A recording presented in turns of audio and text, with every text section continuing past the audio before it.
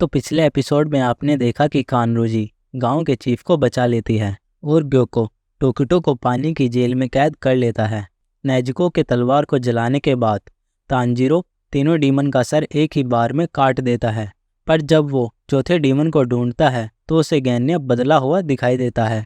और अब आगे कराकू बोलता है, ये कैसा हमला था? मैं ठीक नहीं हो पा रहा। जिसपे सेकिडो कहता है कि तुम ठीक हो रहे हो, पर इसमें अभी वक्त लग रहा है। तांजीरो सोचता है कि मुझे नहीं समझ आ रहा कि गैन्या के साथ क्या हो रहा है, पर मुझे एक बात तो समझ आ गई, क्योंकि गैन्या ने चौथे डीमन का सर काट दिया था। अगर हम इन तीनों के सर एक साथ भी काट दे तो भी हम इनको ग्योतारो की तरह नहीं मार सकते। इन डीमंस पे हमला करने का कोई फायदा नहीं। अचानक उसको नेजुको की याद आती है और वो नेजुको के ऊपर गिरी लकड़ी को काट के उसको बाहर निकाल लेता है। तांजीरो दोबारा सोचने लगता है कि शायद इनकी गर्दन इनका कमजोर हिस्सा नहीं है। जब मैं इनकी गर्दन काट रहा था तो मुझे एक पल के लिए नई गंध आई थी। हाँ, वो फिफ्थ डीमन की गंध थी। यहाँ फिफ्थ डीमन भी है, मुझे उसे ढूंढना होगा। और इतने में गैन्या आके तांजीरो का गला पकड़ लेता है। गैन्या बोलता है, ज्यादा मत उछलो, अपर रैंक डीमन को मैं ही मारूंगा। तुमने अपर 6 को भी खुद नहीं हराया था जब भी तुम एक हाशिरा नहीं बने, और मुझसे शर्त लगा लो कि मैं तुमको हरा दूंगा। तांजीरो बोलता है, तुम्हारी राल टपक रही है और हाँ, तुम मेरी गर्दन घोट रहे हो। गैन्या दोबारा चिल्लाता है कि वो मैं हूँ जो एक हाशिरा बनेगा। इस पे तांजीरो मुस्कुरा के बोलता है, ठीक है, नेजुको और मेरा तुम्हें पूरा सपोर्ट है। चलो हम तीनों अपनी पूरी कोशिश करते हैं। मुझे पक्का पता है कि यहाँ फिफ्थ डीमन भी है, तो मैं उसको ढूंढता हूँ, तो इसलिए तुम इनको संभालो। ये बोलते ही सेकिडो ठीक होके उन पे हमला करना शुरू कर देता है। तांजीरो गैन्या से बोलता है, मैं फिफ्थ डीमन को ढूंढते ही तुमको बताता हूँ, जब तक तुम इनका ध्यान बटाओ। सभी डीमन ठीक हो जाते हैं। गैन्या और नेजुको उनसे लड़ना शुरू कर देते हैं और तांजीरो फिफ्थ डीमंस को ढूंढना शुरू कर देता है। लेकिन तांजीरो कराकू के हमले से रुक जाता है। तांजीरो को पता चलता है कि कराकू के इस हमले से गर्म पानी के तालाब की सल्फर की गंध चली गई, और अपनी सूंघने की शक्ति पर ध्यान लगा के फिफ्थ डीमन को ढूंढ लेता है। और जैसे ही तांजीरो गैन्या को उसका पता बताना शुरू करता है, सेकिडो के कहने पर उरोगी आके तांजीरो पे हमला करना शुरू कर देता है। लेकिन तांजीरो उरोगी से लड़ते हुए गैन्या को उसकी लोकेशन बता देता है, जिसको सुन के सेकिडो दोनों पे हमला कर देता है। तांजीरो बोलता है, तुम जाओ, मैं इनको संभालता हूँ। लेकिन जैसे ही वो सेकिडो को एक और बिजली का हमला करते हुए देखता है, तांजीरो नेजुको से बोलता है, गैन्या की मदद करो, बिजली के हमले उसके रास्ते में मत आने देना। ये बोलते ही तांजीरो कराकू के हमले से दूर उड़ जाता है, लेकिन एक टूटे हुए पेड़ को पकड़ के खुद को संभाल लेता है। और जैसे ही सेकिडो बिजली का हमला करने वाला होता है, नेजुको उसके ऊपर हमला करने के लिए कूदती है, पर आइजेत्सु आके उसमें भाला घुसा के उसको रोक देता है। और जैसे ही सेकिडो नेजुको पर बिजली गिराने वाला होता है, तांजीरो आके उसका हाथ काट देता है। ये देख के सेकिडो मन में बोलता है, ये नौजवान पहले से ज्यादा तेज हो गया।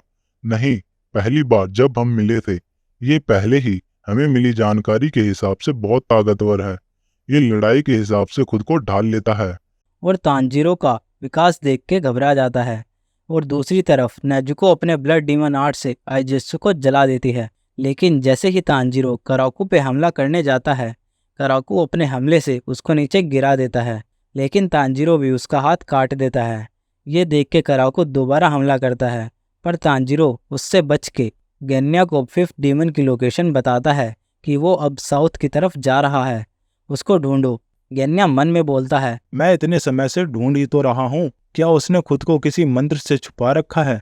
तांजीरो मार खाते हुए भी गैन्या को बताता रहता है कि अब तुम्हारे दाएं तरफ वो आसपास ही है, नीचे देखो।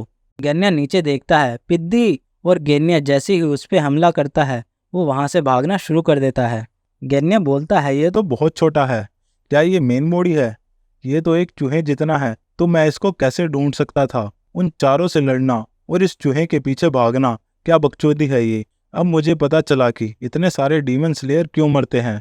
और जैसे ही गैन्या उसकी गर्दन काटने के लिए अपनी तलवार से हमला करता है, उसकी तलवार टूट जाती है। गैन्या बोलता है, नहीं, ये नहीं हो सकता, देखो इसको, इसका सर मेरी उंगली से बड़ा नहीं है और उस पे अपनी बंदूक से हमला करता है, पर उसको कुछ नहीं होता। इस हमले के बाद सेकिडो गेन्या के पीछे आके उस पे अपनी छड़ी से हमला करने वाला होता है।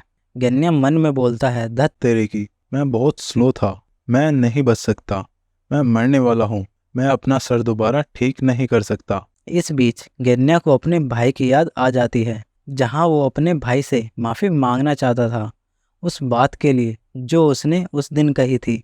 फिर गेन्या की बचपन की ज़िंदगी दिखाते हैं। गेन्या की माँ हाइट में छोटी होती है और गेन्या छोटी ही उम्र में अपनी माँ से बड़ा हो जाता है। उसकी माँ हमेशा काम करती रहती थी, सुबह से लेकर रात होने तक। गेन्या ने अपनी माँ को कभी सोते हुए नहीं देखा था और उसका बाप शरीर में बड़ा होने के साथ साथ नकारा और किसी काम का भी नहीं था। वो हमेशा अपने बच्चों को पीटा करता था और उनकी माँ अपने छोटे शरीर को ढाल बना के बच्चों को बचाती थी, बिना खुद को बचाए। गेन्या को अपनी माँ बहुत अच्छी लगती थी, लेकिन एक दिन उनके बाप को दुश्मनी में कोई चाकू मार के मार डालता है, जो कि उसके साथ अच्छा होता है। इसके बाद सानिमी गेन्या से बोलता है कि पापा मर गए हैं तो हमें अपने परिवार की रक्षा करनी होगी। लेकिन उसको काफ़ी अच्छा लगता है पापा के ज़िंदगी में ना होने से, पर उनके पापा के जाने के बाद सब अकेले महसूस कर रहे होते हैं। जिसपे सानिमी गेन्या को बोलता है, तुम और मैं आज से अपनी माँ और भाई बहनों की रक्षा करेंगे।